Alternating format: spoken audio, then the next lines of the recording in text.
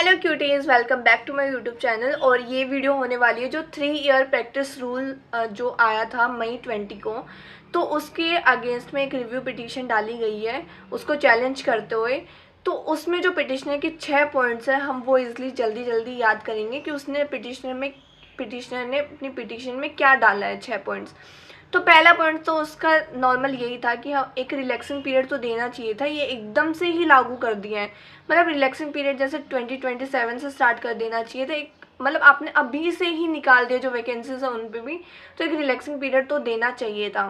दूसरा कि जो हाई कोर्ट या स्टेट गवर्नमेंट इसके अपोज में थी, आपने उनके रिकमेंडेशन को कंसीडर नहीं किया, आपने सिर्फ उन हाई कोर्ट के रिकमेंडेशन को कंसीडर किया जो इसके फेवर में था। जैसे high court of Punjab and Haryana, state of Nagaland, Tripura, Chhattisgarh, ये सब इसके अपोजिशन में थे और इन्होंने इसके अगेंस्ट एफिडेविट भी फाइल किया था। थर्ड पॉइंट है कि मतलब ये 3 साल की जो प्रैक्टिस का कर रहे हो रूल, तो अगर सिविल जज जब बन जाता है इंसान उसके बाद भी ट्रेनिंग पीरियड होता है, तो उसको ज़्यादा स्ट्रॉन्ग कर देते, मतलब उस चीज़ को ज़्यादा स्ट्रॉन्ग करते। उसमें अगर वो 1 साल से 2 साल हो जाता, 2 से 3 हो जाता, चलता। बट पहले के टाइम पे हम इतना पढ़ाई कर रहे हैं उसके बाद ये चीज़, तो ये थोड़ा जस्टिफाई नहीं कर रहा। फोर्थ पॉइंट था कि उनका कि आप बोल रहे हो कि जो फ्रेशर्स है वो अच्छे से जजमेंट नहीं दे पा रहे हैं, उनका काम सही नहीं, तो आपने क्या एनालिसिस किया, आपके पास क्या डाटा है? कुछ डाटा तो होगा आपके पास कि आप ये चीज़ बोल रहे हो।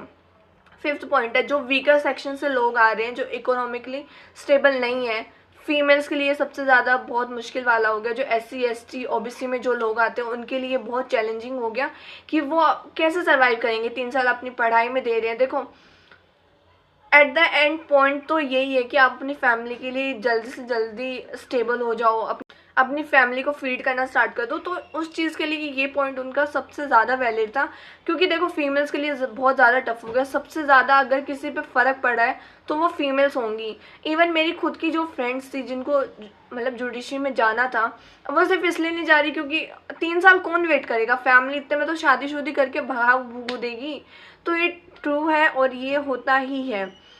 और लास्ट पॉइंट यही था कि सिर्फ जो लॉ क्लर्क हैं या जो लिटिगेशन में, सिर्फ उनका एक्सपीरियंस क्यों, जो PSO में है, जो कॉर्पोरेट वर्ल्ड में है, या जो ये जो लीगल एडवाइज़र वाला काम करते, तो उनके एक्सपीरियंस को भी तो काउंट करना चाहिए। तो आप अपनी राय ज़रूर बताना कि आपकी इसमें क्या राय है, क्योंकि 3 साल आई ऑल्सो थॉट कि बहुत ज़्यादा है। 3 साल का टाइम पीरियड कुछ ज़्यादा ही है प्रैक्टिस को देने के लिए, क्योंकि हम इंटर्नशिप मतलब हम हमारे ग्रेजुएशन के टाइम पे भी इंटर्नशिप करते हैं।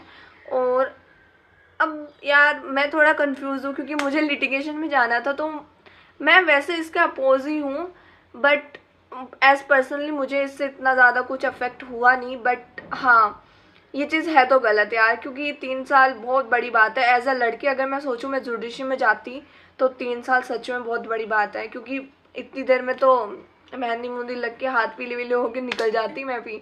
सो बस आज के लिए इतना ही। आप ज़रूर बताना कि आप किसके अपोज में हो, या मतलब आपकी क्या थिंकिंग है इसको लेके। अगर आप लॉ स्टूडेंट नहीं भी हो ना, तो भी इसके बारे में ज़रूर सुनो, ज़रूर पढ़ो, क्योंकि जज आपको ही मिलेंगे, न्याय आप देश को ही मिलेगा। सो प्लीज़ सारे खुश रहो, मुस्कुराते रहो। सब बाय।